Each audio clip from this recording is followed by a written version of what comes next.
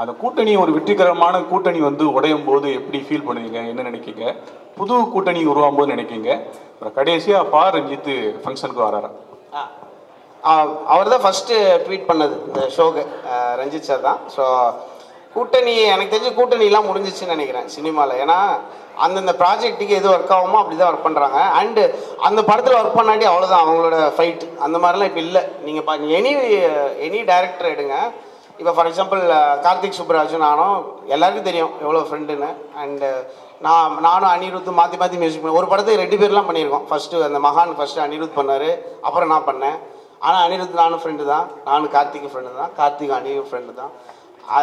அந்த ப்ராஜெக்ட் ஏன்னா இப்போ எதை பண்ணுறது எதை விடுறதுன்னு தெரியாமல் தான் இருக்குது. நான் என்ன சொல்கிறேன், அந்த ஒரு டாப் 5-6 கம்போசர்ஸை தாண்டி எல்லாருக்குமே வேலைகள் வரணும்னு நினைக்கிறேன். இப்போ நாங்களாம் எப்படின்னா, டே இந்த படம் நீ பண்ணுறியா, அப்பாடா தேங்க்ஸ்டா, அந்த மாதிரி ஆகிட்டுருக்கு.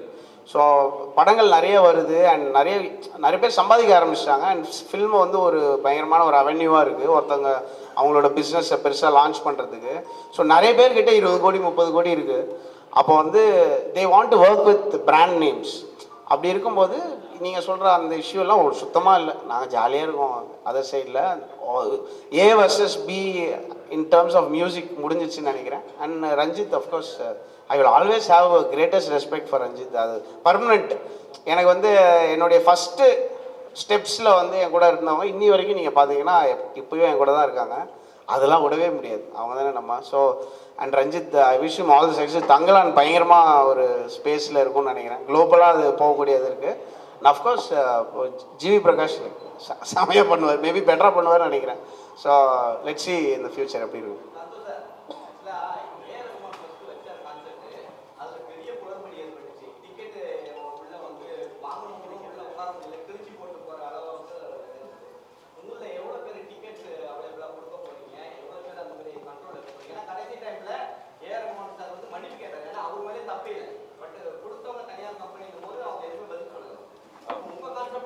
நானே சொல்கிறேன் பரவாயில்ல, ஆரம்பிச்சிட்டதுக்கப்புறம் பார்க்கணும். இது மட்டும் கொடுத்தா அப்படி என்னன்னா, இந்த ஃபிசிக்கல் டிக்கெட்ஸ் இருக்குல்ல, ஒரிஜினலோட பெட்டராக அடிக்கிறாங்க டூப்ளிகேட்டு.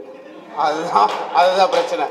வேறு லெவலில் அடிக்கிறாங்க. நமக்கே வந்து ஒரு பெருமையாக இருக்குது. அந்த டூப்ளிகேட் பேசாமல் இதை எடுத்துகிட்டு போயிடலாம் போல இருக்குது. நான் ஆக்சுவலாக பார்த்தேன். ஸோ அதனால தான் இந்த கான்செப்ட்டில் ஃபிசிக்கல் டிக்கெட்ஸே கிடையாது. யாராவது எடுத்துகிட்டு வந்தாங்கன்னு வச்சுக்கோங்க, நாங்கள் சிரிச்சிருவோம்.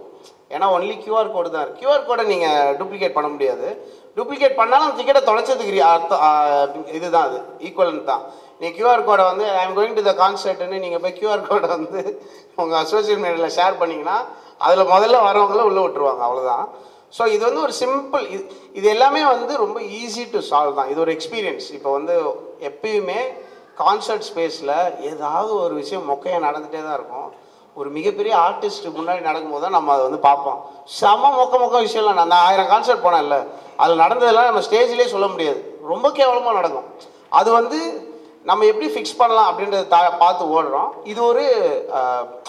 இது ஒரு எக்ஸ்பீரியன்ஸாக நம்ம எடுத்துக்கணும். அப்போ இதில் எவ்வளோ பேர் இருக்கலாம், எவ்வளோ பேர் வராங்க, இதுதானே பேசிக் நம்பர்.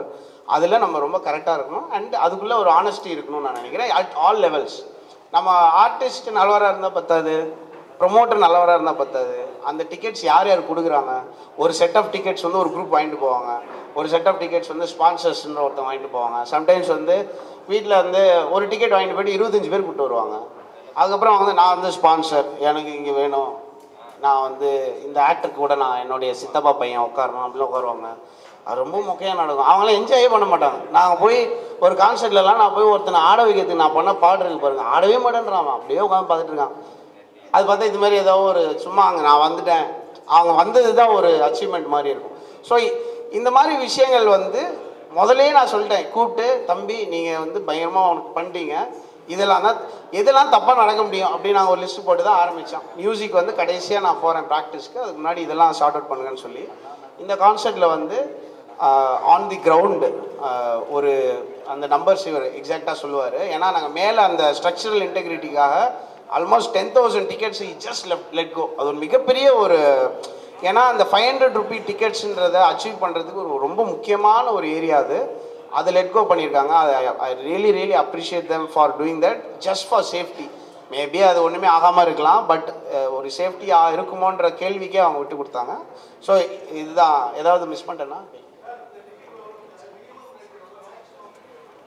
மேக்ஸிமம் ரேட் வந்து 25,000க்கு மேலே இருக்கும், ஓகேவா? அந்த மேக்ஸிமம் அது வந்து ஒரு அந்த டிக்கெட்ஸ் இருந்தால் தான் இந்த 500 ரூபி டிக்கெட் ஃபர்ஸ்ட் டைம் என்ன கான்சர்ட் நடக்குதுன்னு நினைக்கிறேன் இந்த ஸ்கேலில். 500 ரூபாய்க்கு டிக்கெட் இருக்குது. 500 ரூபாய்க்கு எவ்வளோ டிக்கெட்ஸ் இருந்தது? 8,000 டிக்கெட்ஸ் 500 ரூபாய்க்கு இருந்தது. சென்னையில் 8,000 டிக்கெட்ஸ்ன்றது ஒரு மிகப்பெரிய கான்சர்ட்டோட நம்பரு. நம்ம 500 ரூபி டிக்கெட்ஸ் மட்டும் 8,000. அண்ட் அந்த டிக்கெட்டில் மட்டும் நான் பயங்கரமாக இப்போ என்ன ஆகுனா ஓப்பன் பண்ணிட்டு முடிஞ்சிருச்சு அப்படின்னு சொல்லிடுவாங்க.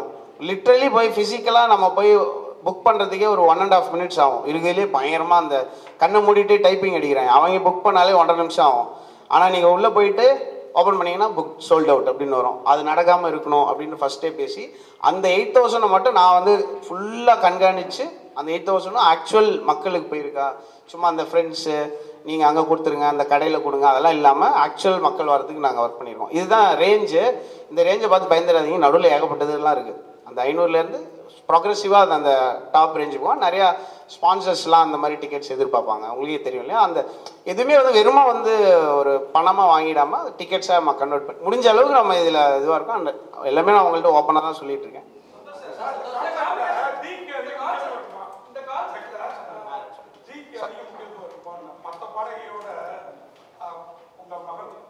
ஆமாம், அப்படிலாம் இல்லை, எல்லாருக்குமே.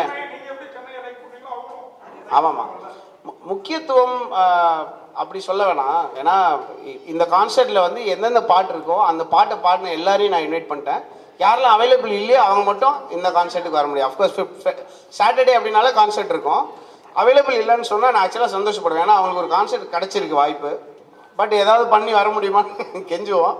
சில பேர் பெரிய இப்போ ஃபார் எக்ஸாம்பிள் பிரதீப் வந்து ஒரு யூரோப் டூர் கமிட் ஆயிருந்தார். பிரதீப் வரும் ரொம்ப ஆசைப்பட்டேன். Pradeep I don't think he can make it. அந்த ஷோ நடக்கலைன்னா will try to get Pradeep. The வந்து அவங்களுடைய பெஸ்ட் சாங்ஸ்லாம் பாருங்க. இன்ஃபேக்ட் நான் சொல்லணும், நான் ரவுடி பேபி பாடணும்னு எனக்கு ரொம்ப ஆசை. அதுக்கு நாங்கள் வந்து யுவன் சாருக்கு எங்களோட ஒரு band version of rowdy baby பண்ணியிருக்கோம். அது பர்ஃபார்ம் பண்ணணும்னு ஆசைப்படுறோம். அண்ட் எல்லா சிங்கர்ஸும் பாடின எல்லா சிங்கர்ஸும் அந்தந்த பாட்டோட ஒரிஜினல் சிங்கர்ஸ். இப்போ சென்னையில் தான் அதெல்லாம் பண்ண முடியும். நீங்கள் 25 சிங்கர்ஸ் கூட்டி யூஸ் பண்ணிங்கன்னு வச்சுக்கோங்க, அந்த டிக்கெட் காஸ்ட்லேயே வந்து ப்ரொமோட்டர் போண்டி ஆயிடுவார். ஸோ நம்ம வந்து மொத்தமே 10 பேர் தான் போக முடியும். ஸோ இந்த கான்சர்ட்டில் எல்லோரும் வா கிளம்பு அப்படின்னு சொல்லி அவங்க கூப்பிட்டு வரோம். ஸோ அது ரொம்ப ஹாப்பி தான். சாரி, ஒரே நிமிஷம்.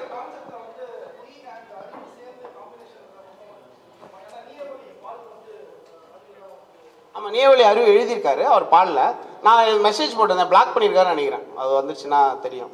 நாம் எல்லாருக்குமே நான் வந்து இன்வைட் பண்ணியிருந்தேன். பட் இன்வைட் போச்சுன்னா வந்தாங்கன்னா ரொம்ப ஹாப்பி தான். இப்போயே நான்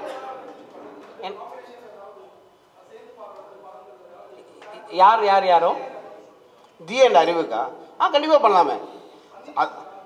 இல்லை, நான் முன்னாடியே பண்ணி வச்சதே நிறையா இருக்குது. அப்புறம் இந்த என்ஜாமி இதெல்லாம் இஷ்யூ ஆனதுனால நம்ம ஸ்லோவாக வெயிட் பண்ண எல்லாம் சரியாயிடும். எல்லாம் கோபமாக இருப்பாங்க. அப்புறம் நான் எதனால இது நடக்குது அப்படின்றது தெரிஞ்சவொன்னே சரியாயிடும். அதுக்கு நான் வெயிட் பண்ணிட்டு இருக்கேன். அது ஒன்றும் இட் வில் பி சால்வ்.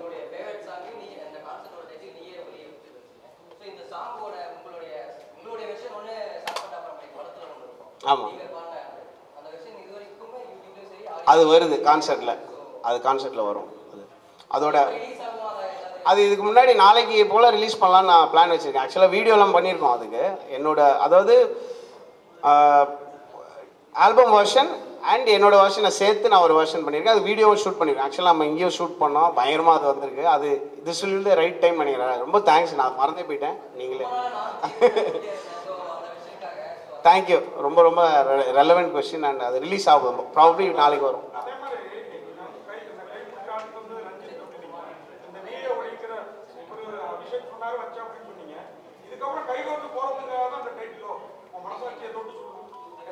நான் வேலை அடிப்படையில் யாரு கூட பழகிறது இல்லைங்க, அப்படி கிடையாது.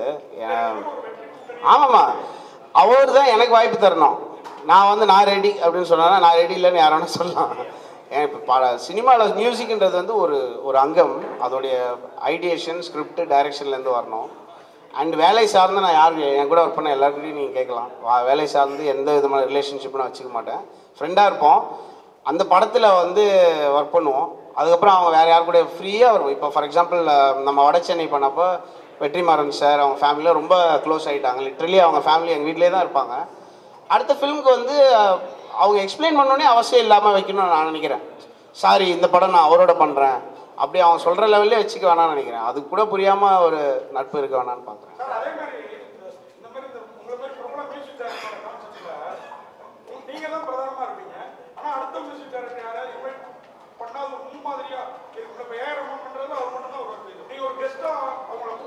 எல்லாரையும் இன்வைட் பண்ணிட்டேங்க. நான் இன்விடேஷன் லிஸ்ட் அனுப்பிச்சேன்னு வச்சுக்கோங்களேன். ஏன்னா இப்போ ஆக்சுவலாக Coke Studio indie act present பண்ணுறதுனால ஜிவி வாஸ் சப்போஸ் டு பெர்ஃபார்ம்ல அவைலபிலிட்டி இஷ்யூ அதை பற்றும் அவைலபிளாக இருக்கு. எல்லாருக்கும் நான் இன்வைட் பண்ணிட்டேன். யுவன் சார்லேருந்து ஜிவி அன்னைக்கு ஷோ இருக்குது. இவருக்கு வித்யாசாகர் சாருக்கும் ஷோ இருக்குது. அவருக்கும் வாழ்த்துக்கள் அண்ட் அமேசிங். அந்த ஷோக்கும் உங்கள் ஃபுல் சப்போர்ட் கொடுங்க. அந்த ஒய்எம்சியில் நடக்குது வித்யாசாகர் 2.0. நான் இந்த ஷோ இல்லைன்னா அங்கே தான் இருந்திருப்பேன். ஸோ இன்வைட்டு அந்த மாதிரிலாம் இல்லைங்க. நீங்கள் யோசிச்சு ரொம்ப தேடினா தான் அதெல்லாம் கிடைக்கும். அப்படிலாம் இப்போ இல்லை. எல்லாம் ஜாலிட்டாங்க. பயங்கர ஒரு மாதிரி ஒரு கொலாபரேட்டிவ் எஃபர்ட் ஆகிடுச்சு. தேங்க்யூ. எனக்கு நடிக்க ஆஃபர் வந்துச்சு. கூப்பிட்டு கலாய்ச்சி அனுப்பிட்டேன்.